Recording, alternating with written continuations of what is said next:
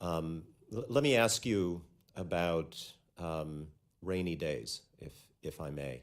I represent New Jersey, and as you well know, Hurricane Sandy caused tremendous damage to ports in New Jersey and New York, including to fuel oil, chemical facilities in port areas, extreme flooding at inland facilities and in transit tunnels used by thousands of New Jersey and New York residents every day. And so my question to anybody who might want to take it is, what has been done and what is being done to prepare our ports for the next big storm? And what have been the lessons learned from past extreme weather events related to port resiliency? Who'd like to take that? I'll take a stab at that. So we have big storms. On the East Coast here, they call them hurricanes. We just call them another day at the beach. And the deferred maintenance in our port on the jetty has gone on so long that each day at the beach turns into more damage to our jetties.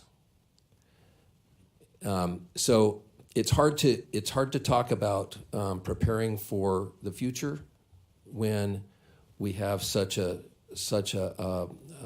backlog of deferred maintenance. As a commercial fisherman, maintenance is a big deal. If I don't take care of my boat doesn't take care of me. I don't get home to my family. And I see the ports that I travel in. I go into ports all up and down the West Coast.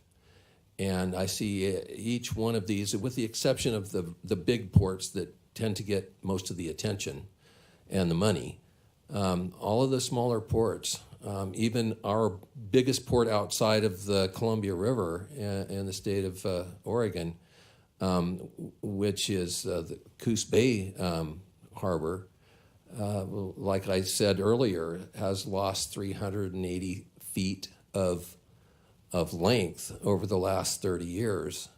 And we desperately need to bring that back at least halfway to where it was so that we can keep everything moving, all the moving parts that need to keep moving.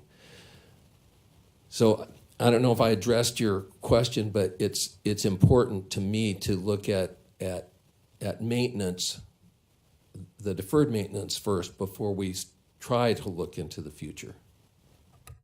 Understood. Thank you. Does anyone else want to chime in? Yes, our preparation is around three main areas. Seismic preparation, number one, based on our geography and close proximity to fault lines. Number two is sea level rise, something that we have watched and we are required by the state of California to report on and report contingency planning.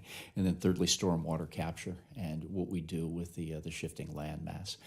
In our geography, we're not as susceptible to the types of storms in your home state. But nonetheless, those three areas are primary focus today, in addition to the maintenance and the 2050 plan to which I referred earlier. And how are you taking sea level rise into account? That was actually going to be my next question. Yeah, take into account, number one, looking at the speed at which the water is rising. Two, our infrastructure, where it sits in comparison to those out and downline projections. And then thirdly, whatever we can do to mitigate potential impacts. And fortunately, because of the people who came before us, the design scientists and engineers, we appear to be in good shape as far as that infrastructure placement, but we cannot take that for granted. Got it. Thank you. Any final comments on either of those questions or anything else? Because I think we are about to wrap up. All right, seeing none.